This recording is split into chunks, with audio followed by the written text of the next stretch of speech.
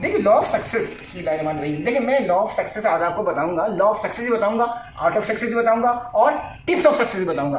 देखिए इन सब चीज़ों में सबसे इंपॉर्टेंट चीज़ है आपका टिप्स ऑफ सक्सेस, जैसे dedication like a way point and good goals. ठीक है sir, always be horizon hard worker for the future, always be think that I can do, I will be do, never ever afraid to solve any problems and ये कि always be think that I can do, mister Virat I can do and I will do. आप मेरी बात समझिए, ठीक है sir, ये बात हो गई। अब देखिए मैं सबसे पहले है कि सुकरात, बुकरात, अरस्तु, ये बड़े आपको पता है फलसफी थे, फलसफी की दुनिया में इनका बड़ा नाम था।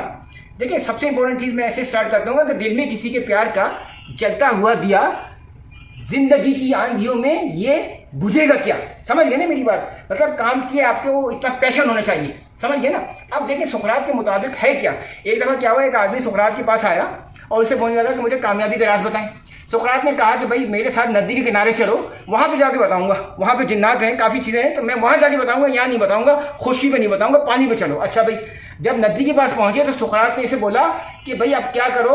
सुकरात ने इसको रुकने का इशारा किया और उसने बोला चलो भाई मेरे साथ आहिस्ता आहिस्ता नदी के अंदर चलते चले जाओ। अच्छा भाई, उसके बाद क्या हुआ, वो लोग नदी के अंदर चलते चले गए और वो पानी की गहराई में चले गए। क्या हुआ, आहिस्ता आहिस्ता वो पानी की गहराई में चले गए। अच्छा भाई, अब कहानी सुने क्या हुई। पानी की गहराई में जब चले गए तो उन्होंने क्या किया, सुकरात बड़ा भारी ताकतवर इंसान था, उसने क्या किया, उस बंदे को जकड़ लिया, ठीक है सब, और खींच कर उसको और अंदर की साइड पे लेकर चला गया सुकरात। ठीक है भाई, थोड़ी देर के बाद सुकरात ने क्या किया, अपनी जान लगा के उसका गर्दन और मुंह सब पानी के अंदर ऐसे डाल दिया। अब वो बेचारा तो कमजोर था, वो तो तड़पना शुरू कर दिया भाई, वो चिल्लाने लगा बचाओ बचाओ बचाओ। अब मेरी बात है ना, अब वो छोड़ ही नहीं रहे। जब उसने ये देखा सुकरात ने कि अब उसका जिस्म मतलब नीला पड़ना शुरू हो रहा है, तब जाके सुकरात ने उसको उठाया और अब वापस नदी से बाहर लाके उसको आहिस्ता आहिस्ता वहाँ किनारे पे वापस ले गया। अच्छा, उसके बाद क्या हुआ, अब मेरी बात जरा गौर सुनो, उसके बाद क्या किया उसने।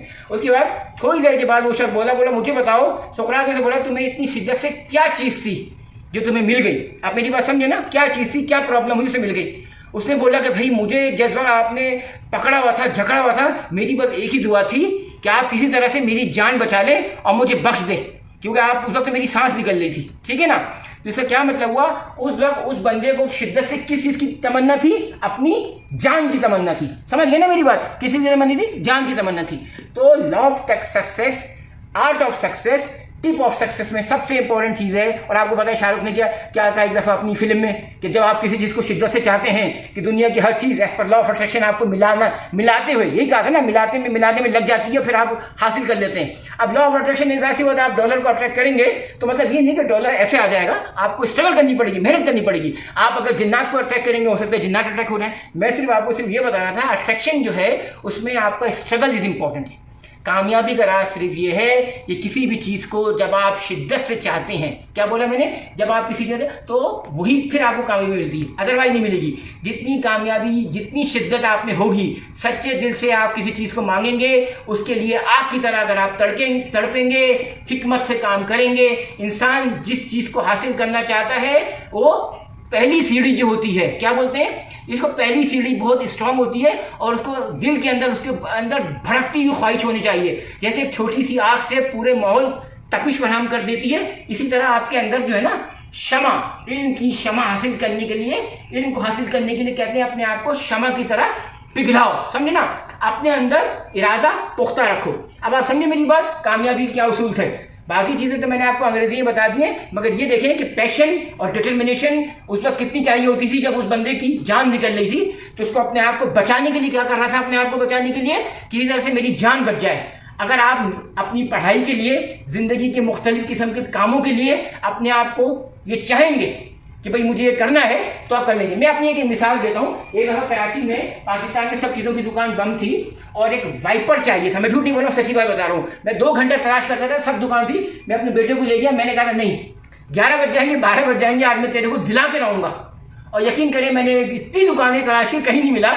आखिर में उसने बोला पापा वो क्या लड़का हुआ है। मैं आपको सिर्फ ये बता रहा हूँ, मैंने भी पैशन कर लिया था, डिटर्मिनेशन मेरा पक्का था। देखो इसकी क्या है, गाड़ी के मेरे शीशे खराब हो रहे हैं, मैं वाइपर लेके रहूँगा, चाहे 12 बज जाए, वाइफ कुछ भी कह ले, मैं लेके दिखाऊँ। वाकई मैंने लेके दिखाया। तो मैं आपको एक छोटी सी एग्जाम्पल सिर्फ इसलिए दी कि ये छोटी एग्जाम्पल्स जो हैं, कहते हैं ना कि छोटी सी चीज़, छोटी सी आग से पूरा बड़े से बड़े जहाज़ को आग ले जाती है। छोटी छोटी चीज़ों में ज़िंदगी में छोटी छोटी कामयाबी होती है ना, उसी से मिलकर आपकी बड़ी कामयाबी होती है। मेरी बात समझो मैं क्या बोल रहा हूँ। तो ये रोज़मर्रा में आपने कभी कुछ सीखा, कुछ पढ़ा, कुछ डेक पे सीखा, कुछ इंडियन में सीखा, कुछ ब्रिटिश में सीखा, ये एक दिन का काम नहीं होता है, ये साल लग जाते हैं, 4 साल लग जाते हैं। आप समझ गए ना। जो छोटी छोटी कामयाबियों पर अपनी नज़र रखो, छोटी छोटी कामयाबी में अपना टाइम दो, टाइम अच्छी चीज़ों में दो। ये नहीं है कि लगे हुए मूवी देख रहे हैं, आज जो है वो करिश्मा कपूर की है, कल जो है फिर करीना की है, फिर सोनम कपूर की है। इससे अच्छा आप पढ़ लेना सब। मतलब अभी कपूर फैमिली का मतलब वक्त अब खत्म हो गया, अब डिफरेंट फैमिलीज का वक्त आ रहा है, समझा करें आप। चलिए सब, थैंक यू।